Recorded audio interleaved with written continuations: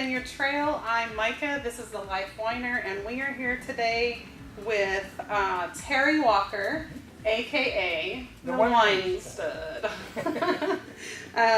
in Broken Bow, Oklahoma, at Girls Gone Wine Winery.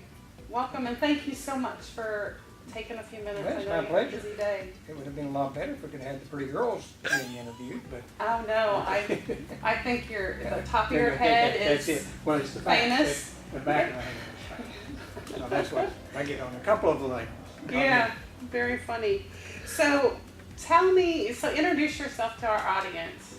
Okay, I'm Terry Walker, and a retired park manager that in 2005 the girls decided they were going to open a winery. I was happy fishing and enjoying my retirement, and they announced to the world that I'd be making the wine. The girls. The girls. Who are the girls? The girls, my wife, Michelle, Okay. Michelle Finch, Chandra Ricky, and Rhonda Reed. Okay. And they all are off doing other things, and I make wine. And they take turns working it. Okay. So I make the wine, and on Saturdays like today, I'll help in the store. Okay. So, And did you have any history with making wine before? Did you pick up a book?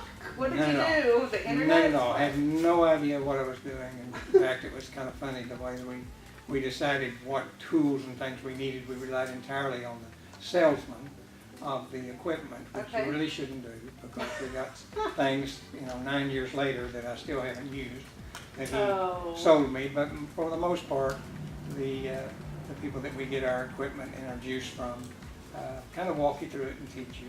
Nice. Our own calls, so when you do screw up something, that they're there to Right. back you back up. So Right.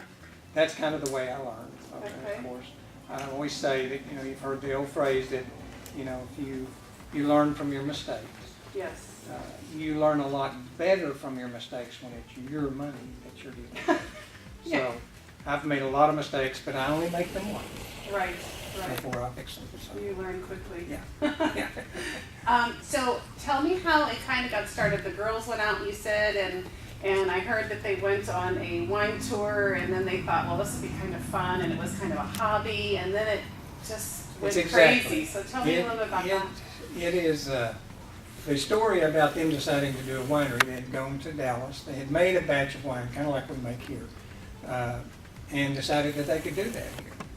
The reason that they even came up with the idea is that this area, the Beaver's Bend, Ho Chi Town area, Broken Bow Lake, it really began when we built the lodge in 1996. When we opened the lodge, it was to relieve pressure on the cabins of the park. The lodge here in town, or here in this little here area? on the lake, in this Okay. area, in Ho Chi Town, there's the park has Lakeview Lodge. Okay. And it's the only building that's on Broken Bow Lake. Okay. There's no other buildings. It's surrounded by Corps of Engineers and U.S. Forest Service. So it's a beautiful view, and if you have a chance, you can drive down and see that. But that was built to relieve pressure off of the cabins that are down in the park. Well, it opened up another business, but it didn't relieve the pressure. And lo and behold, individuals started building cabins in the area. Okay. This was in 1996, and probably the first year there were 15 or 20 cabins built. Over the next 10 years, there were about 300 built. At present, we have about 700. And these aren't fishermen's cabins. These are big 4 and 5 and 6 bedroom vacation homes that are rented. So now, in our area of Ho Chi Town, just north of Broken Bow, there's 700 cabins that sleep from 4 to 12 people. So when the cabins are full like they are today, there's an additional 3,500 to 4,000 people in the area. So that is what needed something to do. So the girls, being as quick as they are, saw that this might be something that the people might want to do. So in 2005, they thought, well, let's try it. And what we will do is we will build it, and we'll make some wine, and if it don't work, we will drink the wine. One of the girls Really? happened to I own like the that building. one. Yeah, one of the girls owned the building. Oh, so they already really- owned this? Yeah, they already owned Okay. the main building, so Okay. they had that. Yeah, It was yeah. a renovated gift shop. And so she said, well, you won't have to pay me any rent for the first couple of months. They came to me and said, how much do we have to make to stay open? And I roughly told them that if they sold 10 bottles of wine a day and they were open 5 days a week, that would pay the rent, pay for more supplies to make them more wine, and pay me $1 an hour. That was kind of the agreement. So we started Should've gotten making some wine. nice meals out of that and- too, yeah, or something. Yeah, you gotta know these girls. So we started making wine in December of 2005. We made it into January, February, March. Then we stopped because we were afraid we'd have too much wine. Sure. And we got our license to sell on April Fool's Day of 2006. Wow. And we started selling wine, and we'd sell 4 or 5 bottles one day and maybe 15 the next, but we were averaging about 10 bottles of wine a day until Memorial Day weekend hit, and we sold 168 bottles in one day. This was in 2006. Oh, wow. And it scared me because it pretty much wiped out our inventory. Right. So I have literally been making as much wine as I can from that day, all the time. If Wow. I have an empty tank, I fill it. I keep it going. Wow. This past year we bottled, the first year we ended up bottling about 12,000 bottles. The second year it went up to 18. The third year we added the building and it went up to 22, 23. The fourth year we outgrew that building and it went up to about 30. Then we moved into here in 2010. This past year we bottled about 60,000 bottles of wine, and this year we'll do about 65,000. Wow. We sell it all in that store. All through there. All Well, in this the store. place is hoppin' today. I mean, I've been to a lot of Oklahoma wineries, Yeah. and I do have to say that location. It's all that. And then the other piece is your wines are good. I would have to say your sweets are on the sweet side, just like all sweets, but you've got that other category for more serious wine drinkers that prefer that drier wine. So you do have that. It's not all of the fruit wines and the sweet. You can't get away from it. So I think that's a huge It's a big piece. plus. It's a Yeah. big plus. And that again, the sweet wines, the novice are really attracted to sweet wines. In fact, we have a lot of people who come in and say, "Oh, I don't drink wine," and we'll say, "Try this. our sweet wine." Yeah. And it's they are like Oklahomans. that. I Yeah. mean, many Right, Oklahomans right. are just that's where most of That's them where are they- at. And that's our bread and butter, and we love them. Absolutely. I mean, we would not be able to make any other wines for our sweet wines, Absolutely. because that's what gives us the profit to make wines that Right. most of the time you don't make a lot of money on, because Yeah. there's so much labor involved Right. and time. Well, and they take longer. If They you're take a lot going into more the time. reds and to oak them, they take longer They to do. get to market to sell. They do, and so most, I'm convinced that most of the big wineries that specialize in dry wines don't make any money, they just do it for fun. Or they're Yeah. California and they Yeah. charge $40 a bottle. That's and- right. Yeah, That's right. we But can't sustain those prices. It's here. been, from the very beginning, my wife, especially Michelle, stressed, if this is not gonna be fun, we're not gonna do it. And Exactly. we all worked for the state at one time or the other, and the state has so many rules. Yes. You can't do this, and you can't do that, and you can't do this. It's always, our motto was, tell us what we can do instead of what we can't. Right. We work for ourselves now, and with the state, you certainly couldn't get anything away. And one of our great joys is that we give something away every day. Mhm. And by doing that, we make a lot of friends. Mhm. We've got two wines that are money raisers that we use for. Yeah. One was a precious girl that worked for us for a couple of years, and she came in one summer day and said, "I got to tell you all that my cancer is back." And we lost her about 6 months after that. And so the local community, as they do most of the time, wanted to have a fundraiser, so we made a wine for to sell.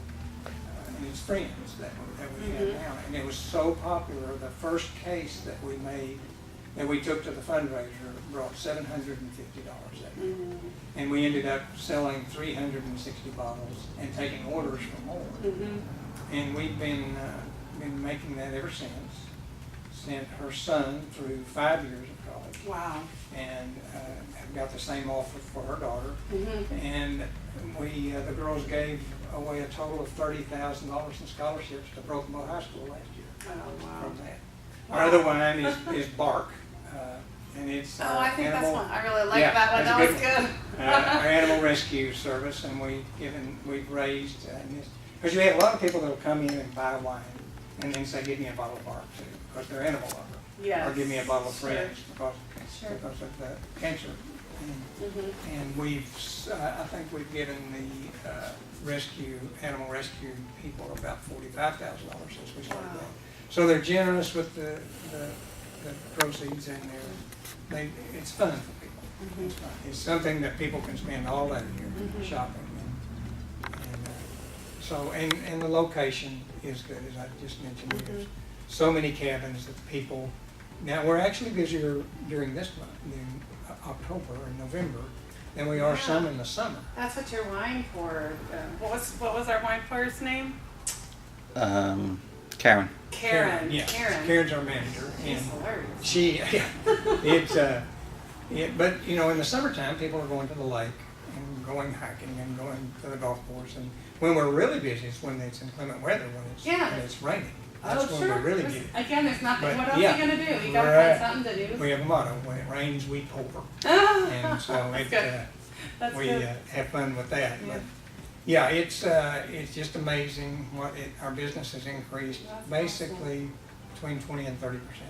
So what's your plans for the future? Do you want to? Because you said that you're selling it all out of your cellar doors here, your wine doors. So are you planning on going through a distributor? Do you have dreams of going outside the Oklahoma area? What are the thoughts? Well, we are shipping. When I say we sell it off in the store, we can ship to 30 states in the United States now. Obviously, our big state is Texas, so we probably send, I would say, on an average of 2 cases a day, shipping it out to those states. To wine lovers, wine drinkers, or to restaurants, or to no, people that have been here, like our wine, so and go online and order it. Do you have a wine club?